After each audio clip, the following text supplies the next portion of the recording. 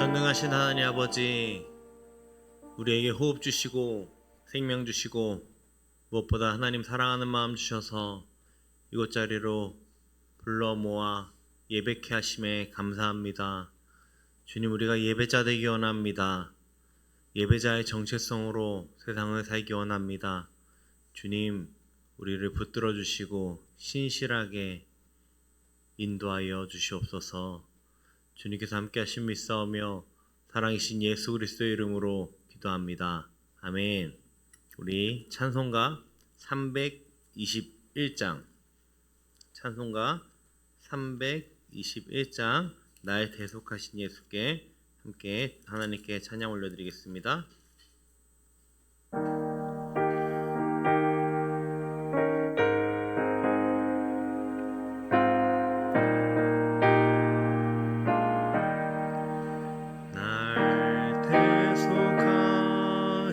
예수께 내 생명 모두 드리니 내 진실하게 하소서. 내 구주 예수여, 나 구주 위에 살리라. 내 기쁨 한량 없으리.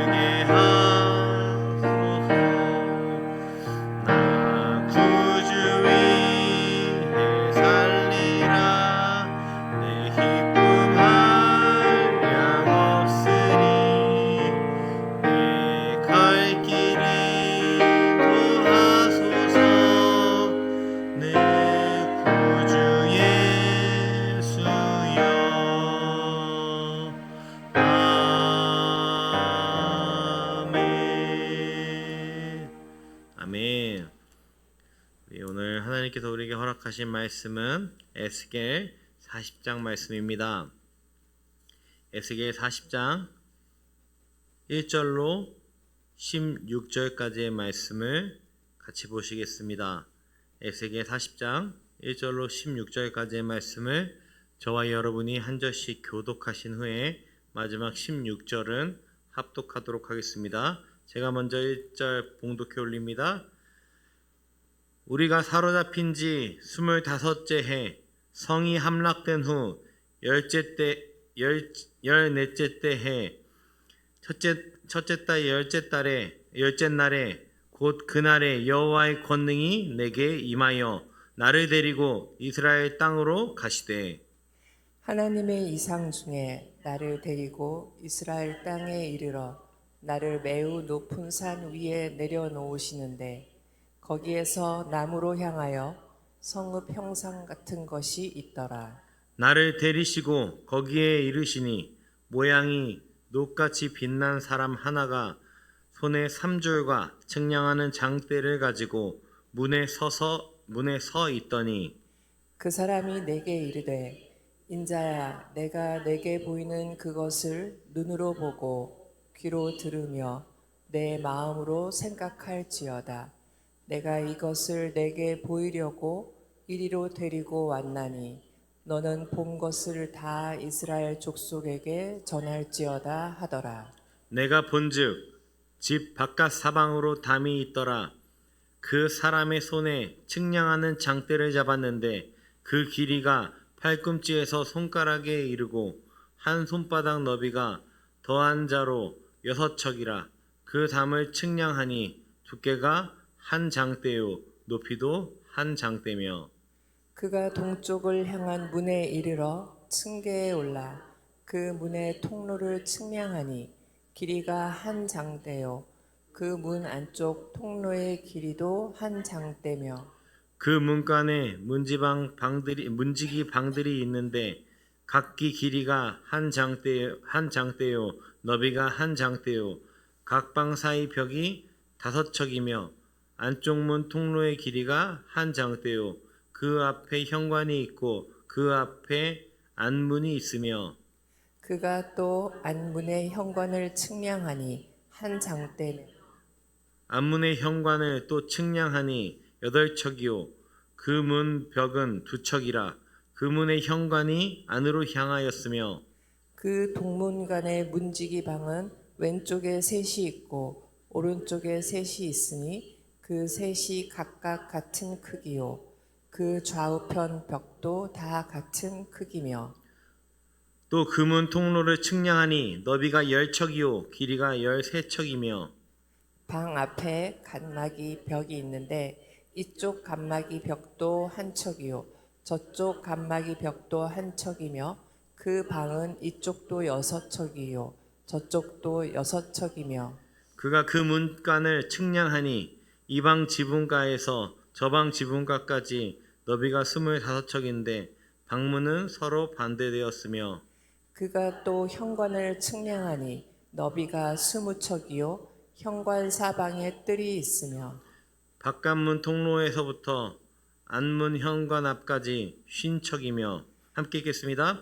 문지기 방에는 각각 닫힌 창이 있고 문 안 좌우편에 있는 벽 사이에도 창이 있고 그 현관도 그리하고 그 창은 안 좌우편으로 벌어져 있으며 있으며 각 문 벽 위에는 종려나무를 새겼더라. 아멘. 네, 하나님이 허락하신 복된 새날입니다. 아멘. 네, 우리 모처럼 오늘은 제 설교 소재로 자주 활용되는 우리 두 어린이들이 이렇게 앞에 나와 있습니다.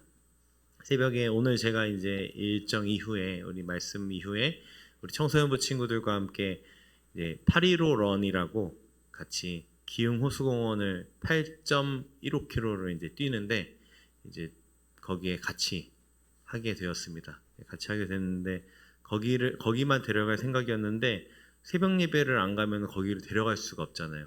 제가 이제 바로 가야 되니까. 그래서 같이 가자 하고 이제 아이들에게 어제 밤에 갑자기 얘기를 했습니다. 굉장히 당혹스러워했지만 오늘 아침에 일어났는데 일어나 하니까 한 번에 탁 일어나서 굉장히 설레는 마음으로 교회로 오는 거예요. 너무 행복해하면서. 제가 그거 보면서 아 나도 늘 저랬으면 좋겠다. 네, 그런 마음이 있어요. 그리고 제가 나오다 보니까 혼자 나올 때는 피곤하고 잠도 덜 깨고 이랬는데 우리 두 딸들이랑 같이 나오니까 행복한 거예요.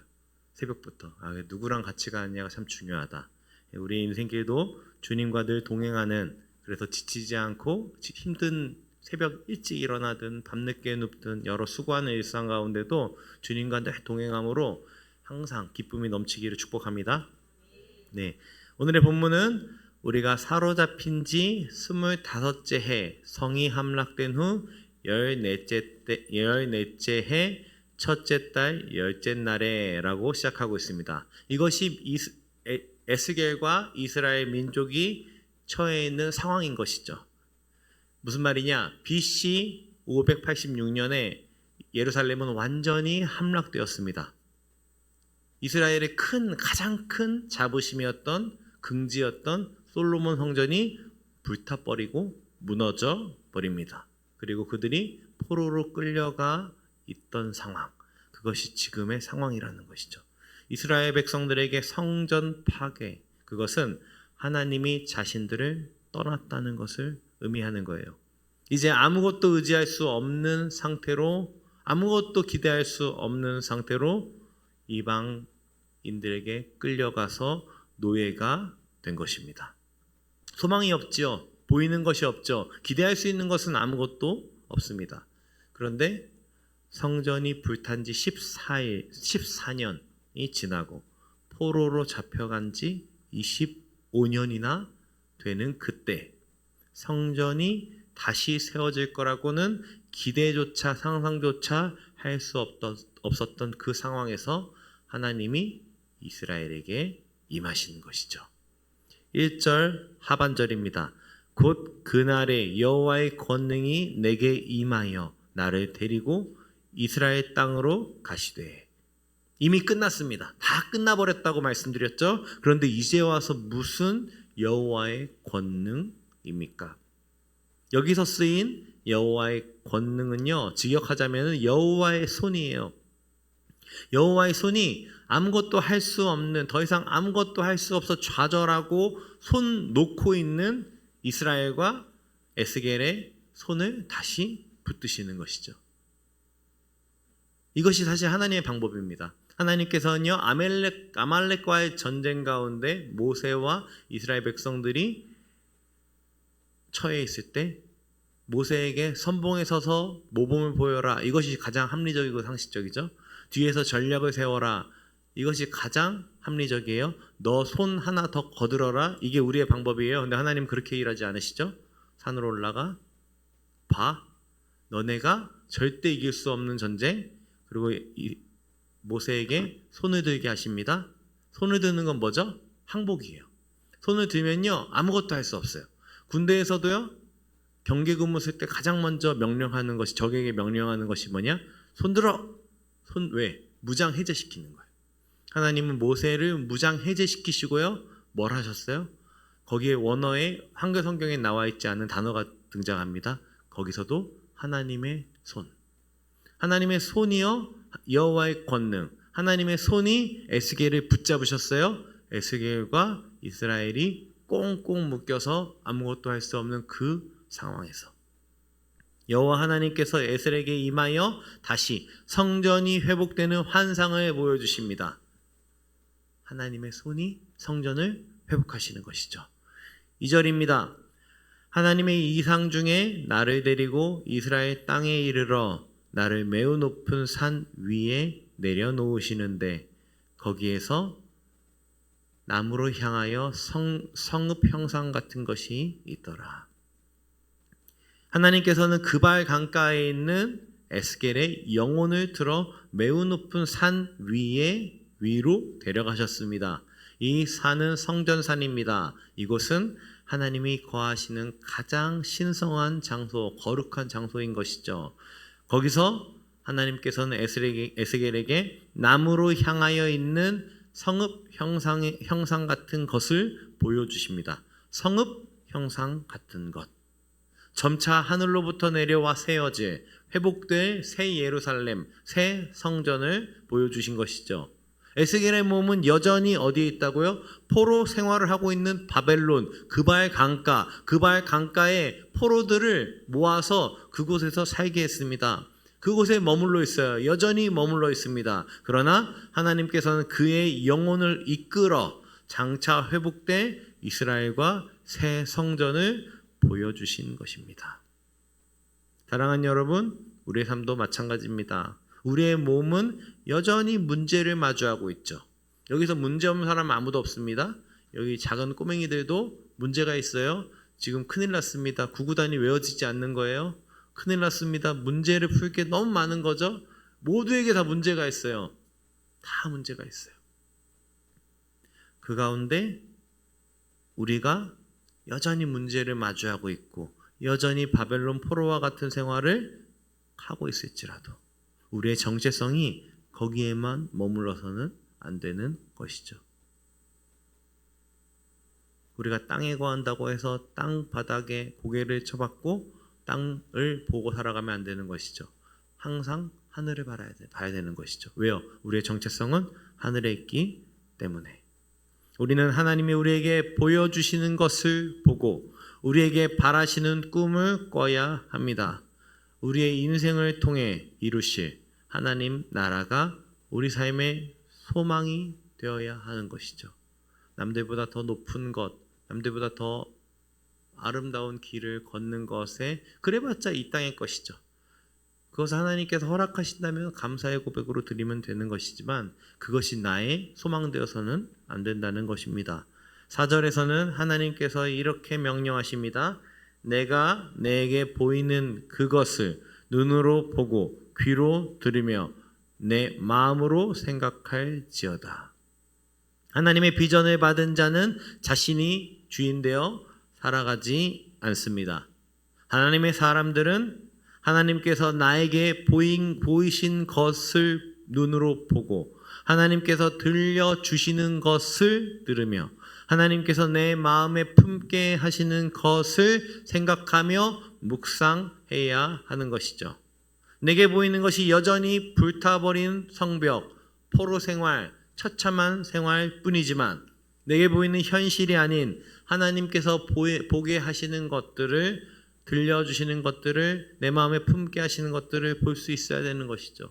그랬을 때 나의 그발강가는 더 이상 그발강가가 아닙니다. 나의 포로 생활은 그냥 포로 생활이 아니에요. 나의 무너져 있는 성벽은, 성전은 무너져서 불타있는 성전으로 끝나지 않습니다. 그것을 새롭게 역전시키실 하나님의 영광이 보이는 것이죠.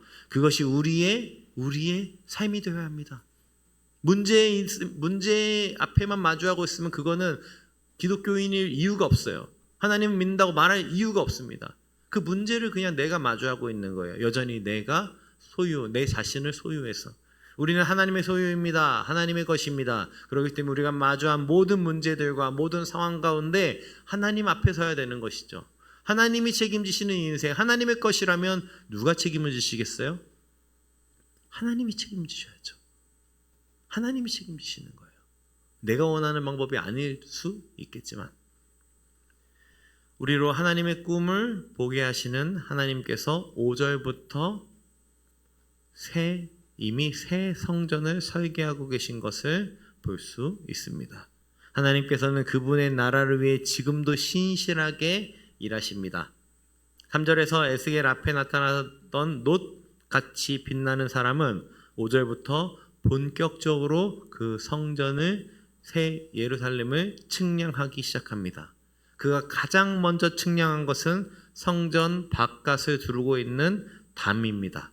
그 담의 높이, 폭, 모든 것이 이제 3m 정도 되는, 딱 정확히 3m는 아니지만 3m 정도 되는데 그것을 먼저 측량하는 거예요. 성전이 왜 이토록 두텁고 높은 담으로 되어 있을까요? 그리고 왜 이것을 먼저 측량했을까요? 이 두텁고 높은 담은 성전을 거룩하게 바깥 세계로부터 하나님께서는 다시 자신의 바깥 세계로부터 구분하시는 것이죠. 거룩하게 성별하는 것이죠. 하나님께서는 당신의 자신의 처소가 성결하게 보호되는 걸 원하셨던 거예요. 그렇기 때문에 우리의 몸도, 하나님의 성전인 우리의 몸도, 교회도 뭘 기억해야 될까요? 벽이 있어야 되는 거예요. 세상의 것들이 우리에게 마음대로 드나들여서는 안 되는 거예요. 우리 자녀들에게 아무거나 마음대로 보여주고 생각하게 해서는 안 되는 거예요. 하나님이 보게 하시는 것만 보게 하고, 듣게 하고, 느끼게 하고, 묵상되게 해야 되는 것이죠. 너 엄마가 생각엔 이래, 아빠 생각엔 이래, 이것이 아니라 하나님 보시기에는 어떨 것 같냐? 이 질문이 늘 이 아이들에게 있어야 되는 것이고요. 우리도 그런 거죠. 이 상황 가운데 하나님은 나에게 지금 뭘 원하시는 것이지? 하나님은 나에게 이 상황 가운데 어떤 거룩한 삶을 살기 원하시지? 이것에 우리가 갈망이 있어야 되는 것이죠. 세상의 문화가 교회 안에 들어오는 것을 우리는 늘 경계해야 합니다. 6절부터는 동쪽의 문간의 문턱, 방들, 현관을 차례로 측량합니다. 하나님께서는 새 성전을 아주 세밀하게, 섬세하게 설계하고 계십니다. 우리가 모든 일에 일희 할 필요가 없는 이유가 여기에 있죠.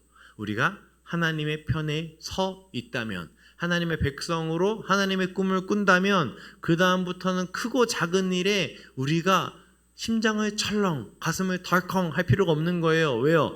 하나님의 신실한 가운데 이 일들이 가니까. 정말 일이 꼬일 때도 있어요. 저도 그래요. 어떻게 일이 이렇게까지 꼬이지? 안 풀리지? 할 때가 있어요. 근데 이후에 쭉 지나고 나면 그 일을 통해 하나님이 기가 막히게 마침 그때의 그 일을 두셔서 먼 미래에 또는 올 미래 가운데 생각지도 못한 일들을 펼치시는 것들을 저는 많이 경험했어요. 사랑하는 여러분도 그 모든 마주하는 문제 가운데 그런 일희일비가 아니라 하나님의 섬세함을 기대하시기 바랍니다. 물이 엎어져 버렸네. 나의 삶이 엎어져 버렸네. 좌절이죠. 세상은 더 이상 불타버리면 뭐 끝났잖아요. 근데 우리는 그걸 기대하는 거죠. 하나님이 이 일을 어떻게 바꾸실 거지? 내가 신실하게 거룩하게 걸어갈 때 하나님이 이 일을 어떻게 역사하시지? 그 기대감이 우리에게 있어야 돼요. 아멘. 10절부터 측량하는 천사가 향한 곳은 동쪽문입니다. 이 동쪽문은 장차 하나님의 영광이 들어오시는 문, 왕이신 주님만 통과하시는 문입니다. 이스라엘의 죄악으로 동쪽문으로 떠나가셨던 하나님께서는 다시 동쪽문을 향해 들어오시는 거예요. 회복되는 것이죠. 16절에서는 인상적인 내용들이 등장합니다. 문지기 방에는 각각 닫힌 창이 있고 문 안 좌우편에 있는 벽 사이에도 창이 있고 그 현관도 그러하고 16절에 묘사된 하나님의 집에는 빛이 들어오는 창문이 강조되어 있습니다. 사랑하는 여러분, 하나님의 영이 거하시는 곳에는 반드시 빛이 비추어야 합니다. 성령이 거하시는 거룩한 성전인 우리의 삶도 늘 내 영혼에 빛을 비추는 하나님의 말씀이 늘 거해야 하는 것이죠. 내 삶에 뭔가 문제가 생겼다. 내 삶이 뭔가 하나님 앞에서 쉽지 않다. 멀어져 있다. 그럼 가장 먼저 점검해야 됩니다. 내 안에 빛이 들어오고 있나? 하나님의 말씀의 빛이 기도로서 하나님의 말씀이 내 가운데 들어오고 또 성경을 통해 내 영혼에 항상 빛이 비추고 있는지 늘 점검해야 하는 것이죠. 사랑하는 여러분, 말씀을 마무리하겠습니다. 인간적인 눈으로 볼 때 에스겔은 고난의 한 복판에 있었습니다. 성전은 무너져 버렸고 낯선 이방 땅에서 포로였다고 말씀드렸습니다. 희망찬 미래는 꿈꿀 수 없습니다. 절망만 가득한 미래만 널려 있을 뿐입니다. 그러나 하나님은 바로 그 자리에서 하나님의 꿈, 새 성전의 비전을 보여주십니다. 하나님의 계획을 현실의 고난이 막을 수 없습니다. 오히려 그 고난을 통해 하나님의 비전, 하나님의 꿈을 더 갈망하며 더욱 거룩하고 순결하게 세워지는 우리 모든 성도님들 되시기를 축복합니다. 어떤 상황에서도 하나님의 비전을 붙들고 믿음으로 하나님의 꿈을 바라보는 우리 모두가 되기를 예수님의 이름으로 축복합니다. 우리 이 시간 함께 기도하시며 나아가겠습니다. 사랑하는 여러분, 우리가 일희일비할 이유가 없는 것은 우리가 속해 있는 곳이 하나님 품이기 때문입니다.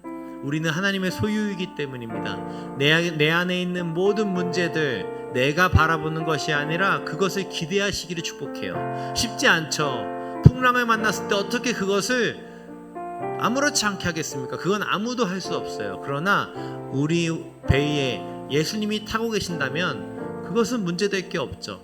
주님이 함께 거하신다면 그것은 문제될 게 없는 거예요. 우리의 삶 가운데 다른 것이 아니라 내 상황을 바라보는 것이 아니라 하나님이 이루실 꿈을 기대하며 내 상황 가운데 좌절하고 있는 것이 아니라 하나님 안에서 하나님이 신실하게 일하심을 기대하며 믿음의 고백을 드리는 모든 사랑하는 성도님 되시기를 축복합니다.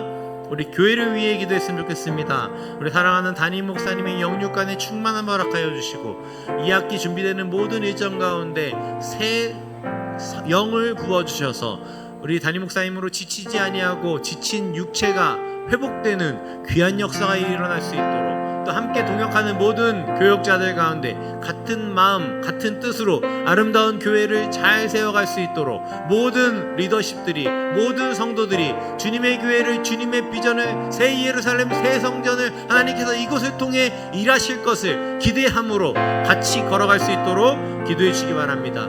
우리에게 또 환우의 기도 제목이 올라오고 있습니다. 그 가운데 감사한 것은 많이 회복되었고 우리의 기도를 통해 하나님께서 역사하신 귀한 고백들을 듣습니다. 하나님이 신실하게 일하신 하나님께 감사하며 또 우리 주변에 있는 모든 환우들을 놓고 기도하며 나아가겠습니다. 마지막으로 나라, 민족, 또 북한 땅을 위해 함께 기도하시고 자유롭게 기도하시다 돌아가시겠습니다. 기도하시겠습니다. 하나님 아버지, 그렇습니다. 우리를 신실하게 이끄시 주님, 우리가 그 발 강가에 거할지라도 우리로